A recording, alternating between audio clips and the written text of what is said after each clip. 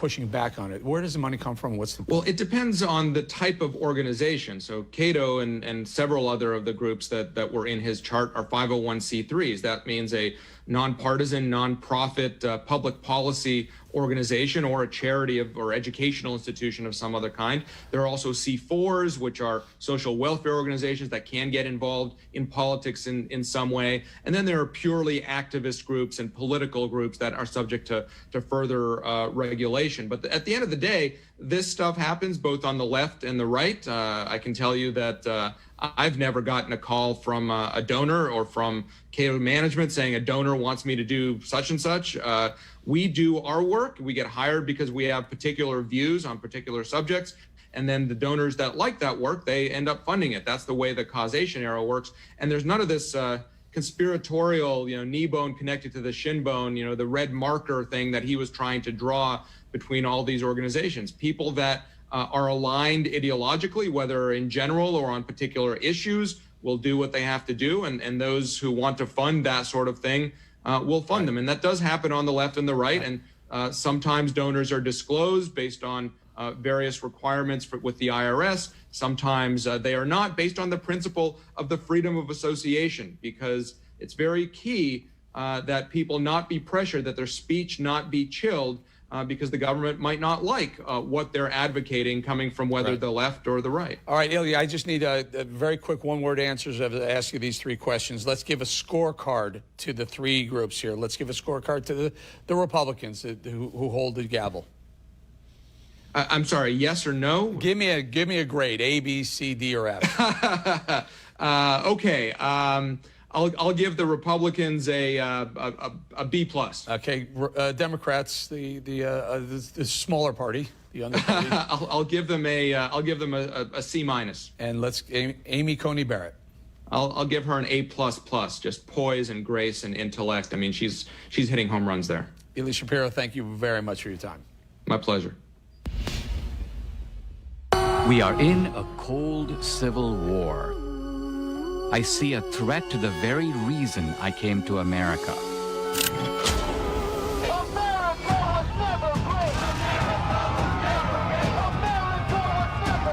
Are we losing our country? That's a clip from the newest film by Dinesh D'Souza, Trump Card. Dinesh, glad to have you here. You mentioned that in that clip, a cold civil war. My concern is I'm not sure it's cold civil war based on what we've seen in Portland throughout the summer. The left saying defund police. Can it turn into a real civil war? It could. We would be in the very early stages of that. When I look at these paramilitaries on the street, Antifa, Black Lives Matter, what's most striking to me is that they're not random street gangs. They are supported by people who put bricks strategically there for them, by Hollywood people who put up bail money. They have friends in the media who will turn off the camera if they're breaking a window. They have friends in the mayor's office in Seattle and Portland and even New York City. So these are paramilitaries attached to the left and to a political party. And you'd have to go back to Italy in the 20s or Germany in the 30s to find similar phenomena. Dinesh, I'm trying to put this together. What is it that makes these young people decide to pick up a brick that may have been left for them and throw it through a window? Where is the disconnect to society? What's happening? I saw an article about these two guys in New York who had gone to the best schools and very good law schools, and yet they've been arrested for throwing Molotov cocktails at the cops. And the article was like, how ironic that the most privileged members of our society would behave like this. But I think it's actually not ironic, because the most elite colleges are the most radical. In other words, the indoctrination machine is in full swing. So think about it this way. If you really believe American society is rotten to the core, it's been corrupt and racist from the beginning, it's been one long systematic plot against women and minorities and gays, then it does seem logical to say, all right, I've got to do what I can in this kind of quasi-fascist environment to strike against the machine. And so I'm afraid that what we are seeing is the fruit of indoctrination. Academia is the theory, and Antifa is the practice. And the fruit of indoctrination mixed with a volatile cocktail with Trump derangement. I mean, is Trump, the fact that he is who he is, part of the problem, the reason why it's exploding to this magnitude? Well, I think it's the fact that Trump fights back. In other words, the left is so used to a one-sided aggression. And in fact, they still think that way. Look, their view is that we can knock down your monuments because we know you won't knock down our monuments. We can unleash the deep state against you because even if you're in full power, you won't unleash the deep state against us. We can pack the court. Even if you control all the branches of government, we know you wouldn't do that. So Trump is a guy who basically says, look, I'm going to give you a taste of your own medicine, and this drives them insane. What happens if it is a Joe Biden, President Joe Biden? What happens to the streets? What happens to law and order?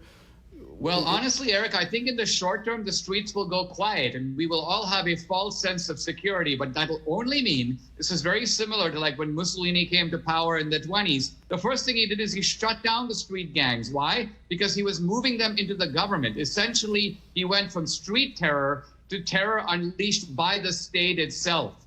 And so I think what we'll see is Antifa will quieten down. We'll all think, wow, this is really great. Things are getting better, but they'll be getting worse, because the tyranny will be moved from street gangs, who basically are outside the system, to gangsterism within the system. Obviously, all the deep state investigations will stop, and the deep state will resume its normal business of corruption at the highest level. Just about a minute or so, if Trump does prevail in November, what happens to these Antifa, these agitator groups? What do? Do they sit back? Do they have and stop, or does this enrage them more? They will have an initial orgy of rage, which I think we should be ready for. We should anticipate. If Trump loses, there'll be a concentrated effort to stamp out every stain of Trumpism from American life, to treat it as a sort of unfortunate blip that should never be allowed to happen in the future. But if Trump wins, he has the same ability that Reagan did over 2 terms to really change American society. Remember, the Reagan Revolution didn't really end until 2008 when Obama was elected. We can see the same with Trump. All right, we're going to have to leave it there, Dinesh. This is always good to have you on. Thank you. My pleasure. I want to remind you about my upcoming town hall with President Trump next week. In this 1-hour exclusive town hall, our president will answer your questions about topics that matter most to you, the voters. Find out where it will air by going to your station's website. We've offered the same opportunity for Vice President Joe Biden. Come on, Joe. For weeks now, we've reached out to his campaign, and so far, every email has gone unanswered.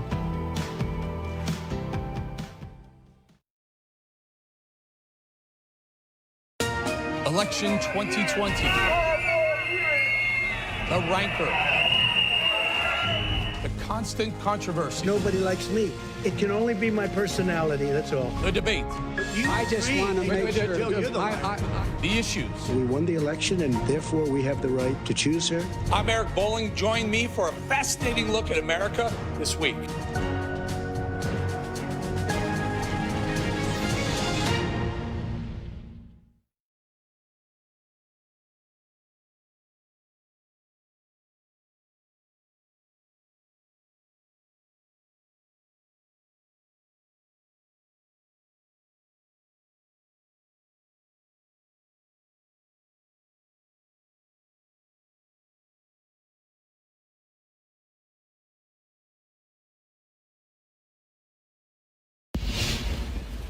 Most election polls show Biden in the lead, but do we trust them? What were the 2016 polls showing him at this time? Former Deputy National Press Secretary for the Democratic Party, Jose Aristimuño, is back. Hola, Jose. ¿Cómo estás? Jose, before you answer that question, before you go into the polls, I got to talk to you about this. This smoking gun, this Joe Biden actually did meet with Hunter Biden's contacts at Burisma in the Ukraine after many, many times on camera saying, no, he never did that. Joe Biden has lied to the American people. If we're going to talk about somebody lying to the American people, no, let's talk about Joe Biden. Let's talk about Joe Biden. I know what you're going to do. What aboutism? We're going to do this. We got 3 minutes, Jose. Joe Biden is now proved to be a liar to the American people. What say you? Look, that's just not true. The American people care about the death of coronavirus. They care about the economy. It's going to shambles. They care about the protests across this country. That's what they care about, okay? We're not going to try to make this election about what happened in Ukraine. That is silly. The American people care about their own family and what happened to them and what is happening to them day after day. So I'm just not going to talk about anything else about what's happening today. Okay. But here's why it matters, Jose. Because if this is true and the New York Post is right, that means there was some sort of quid pro quo between, at the time, the vice president, just to get his son a gig that paid him $50,000 a month. The question is, if Joe Biden's integrity is so damaged that he would do that, then what's to stop him from doing it as President Joe Biden? Look, I will let the campaign answer that. That's just not something that they should answer. That's a question for them, not for me. But what I can tell you is we're less than 20 days from this election. The American people, over 10 million Americans, Eric, have voted. This is, I think Trump is probably very nervous. That's why you see him out campaigning like crazy, even though, he's just, barely recuperated from COVID. So, I mean, Jose, do you care? Do you care if the president, the former vice president, president of the United States, Joe Biden, is known to do things like negotiate with the Ukrainian government to get his son a sweetheart deal, $50K a month? How about the $3.5 million that he got from the wife of the mayor of Moscow? That kind of stuff, that swampy crap garbage, doesn't bother you that he's done it in the past? He might do it again. You can go to Trump if you want. You can talk about Trump, but I'm asking you about Biden.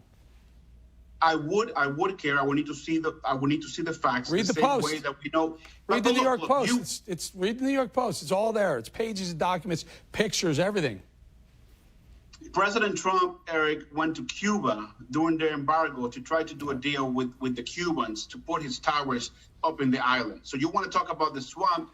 President Trump knows. I want to talk about Joe Biden, Jose. Every time we talk about what these allegations against Biden, you bring up Trump. I got 30 seconds. Final thought. Look, what I can tell you, Eric, is we're very close to this election. People got to come out and vote. Whatever the vice president did, his campaign needs to answer it. I need to look at all the facts, so I can't answer that question, with the completeness that you're looking for it. I can tell you is that most Americans, they're going to put that aside the way that they've put aside Trump's all of the craziness that he's done, the tape, the audio tape, all the deals that he's done. They put that all aside because Americans want to know about the economy. There it is again. My good friend Jose comes on. We talk about Joe, but we flip it into Trump. Jose, gracias, amigo. As always, thank you. Thank you. Joining me now is Senior Trump Campaign Advisor and former White House Director of Strategic Communications, Mercedes Schlapp. Mercy, thank you for joining us. Mr. Trump is back on the campaign trail. He's doing rallies. He's out there doing town halls. Behind the scenes, how's he doing?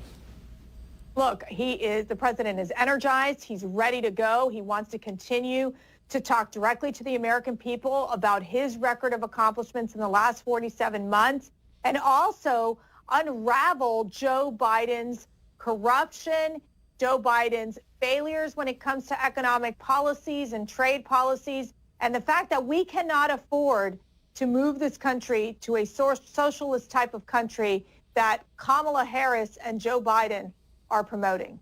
What about this new revelation this week by the New York Post that Joe Biden may have actually known after denying the relationship with Hunter? He may have known back then that Hunter was getting in bed with Burisma.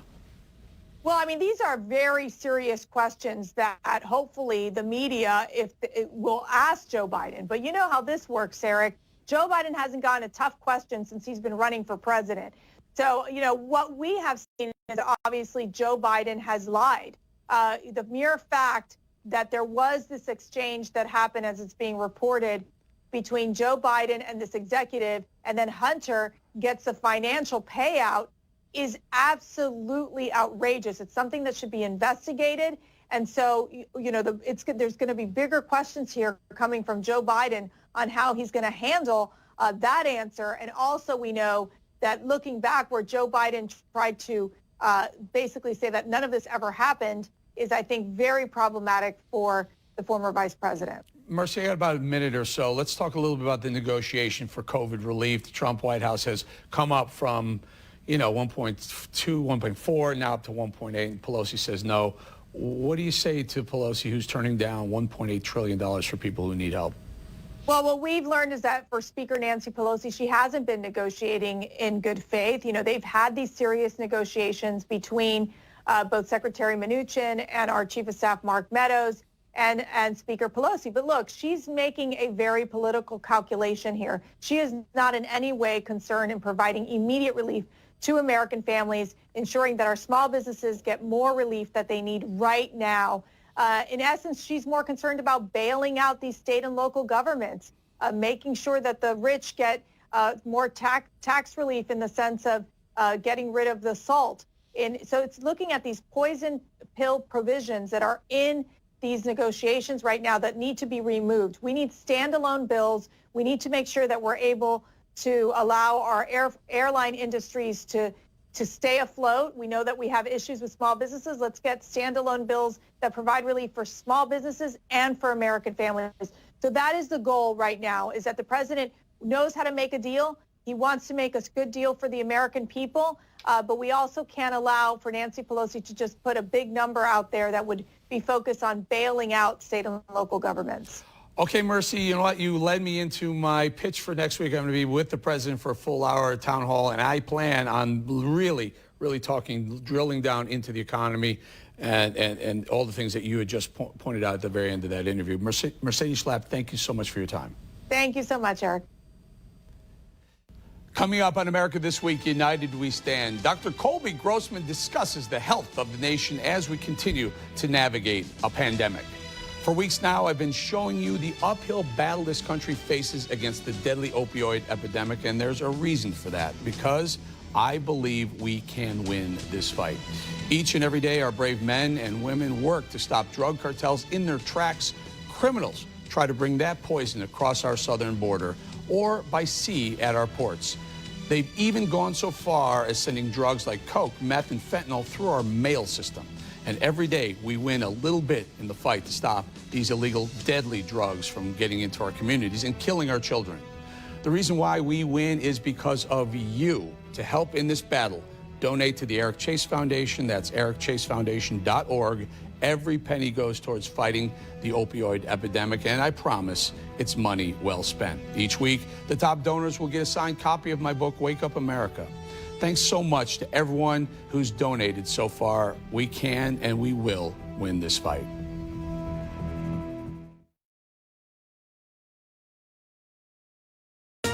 Election 2020. The rancor. The constant controversy. Nobody likes me. It can only be my personality, that's all. The debate. I just want to make sure. The issues. We won the election, and therefore we have the right to choose her. I'm Eric Bolling. Join me for a fascinating look at America this week.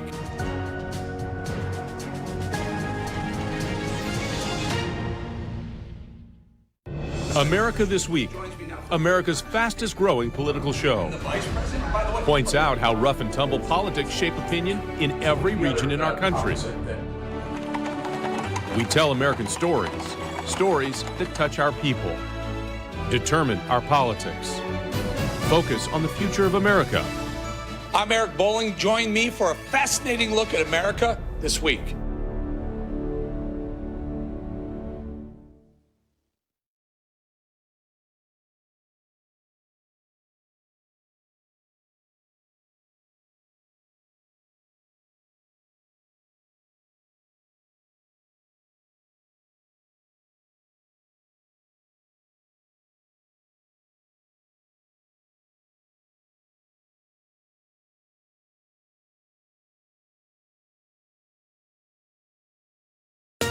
Election 2020.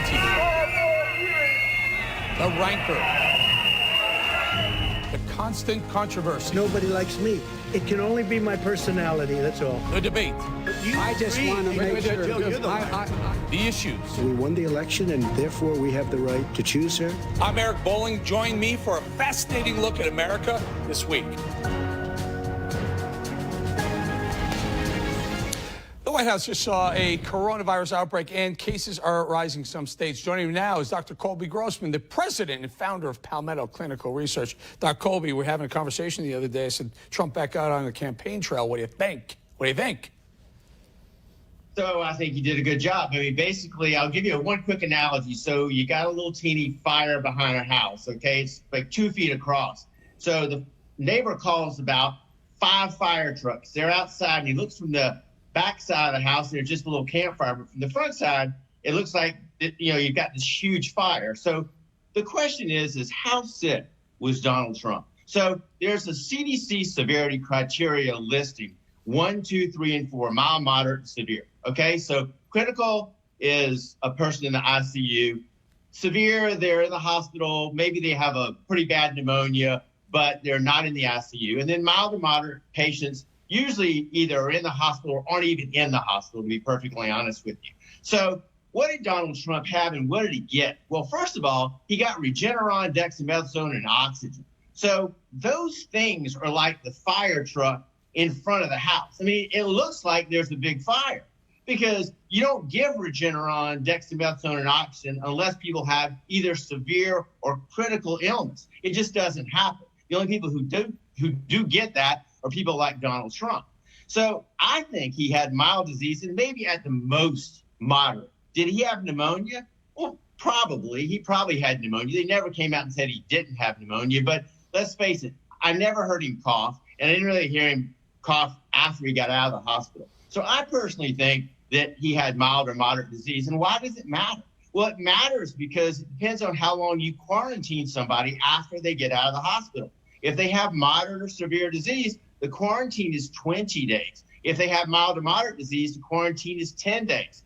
So he followed the criteria specifically based on mild or moderate criteria. And on top of that, he went and did testing. He tested every day until he had 2 negative tests. So I think he did everything humanly possible. They also gave him grief about going back to the White House. That's where he lives. I mean, that's his house. He didn't go to the Pentagon or the Senate. So I think he did follow the criteria exactly as the CDC would want. I got 30 seconds left, Colby. So I'm going to be sitting with the president, which will end up being 14 days after we know he was tested positive.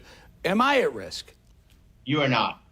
He has had 2 negative tests. He's been outside the window based on the CDC, and you are at no risk. Matter of fact, you're probably at less risk than you were 3 weeks ago. Matter of fact, I know you are. Well, Larry, we're going to leave it right there because there are people who are saying, hey, Bolling, if you go to that interview, don't come back to this studio. I'm like, guys, I'm coming back. I'm going to see you. Colby, I'm going to see you. Full disclosure, Colby's my doctor. Dr. Colby Grossman, thank you for your time. Have a good day, Eric. Never miss an episode of America This Week, United We Stand. Make sure to set your DVR, and to find out when we air in your city, go to facebook.com/AmericaBowling, all one word. We have a complete list of cities at the top of the page. Also, don't forget to subscribe to our YouTube channel, so if you missed a show or want to re-watch an interview, you can see them all right there.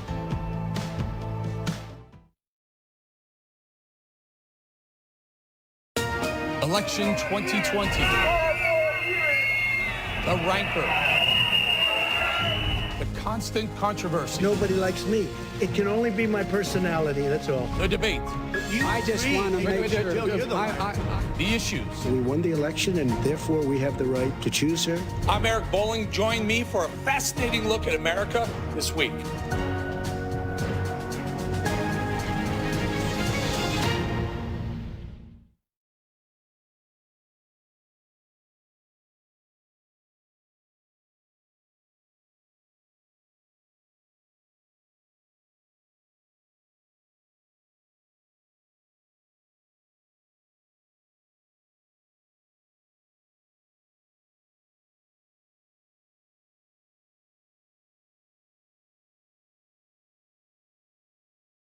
The final countdown to the election is on, and I'll be sure to cover every moment of it right here. Remember, next week is my exclusive town hall with President Donald Trump.